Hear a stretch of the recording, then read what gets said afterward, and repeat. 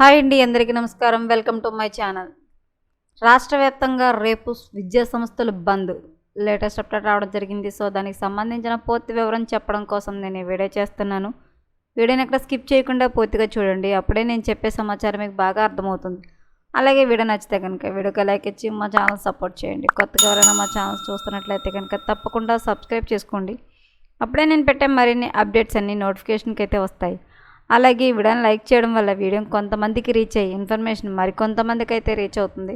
So late చేయకుండా వివరాలు ఏంటో చూద్దాం. విద్యారంగ సమస్యల పరిష్కారం కోరుతూ వామపక్ష విద్యార్థి సంఘాలు జూలై 10న రాష్ట్ర వ్యాప్తంగా విద్యా సంస్థల బంద్కు పిలుపునిచ్చాయి.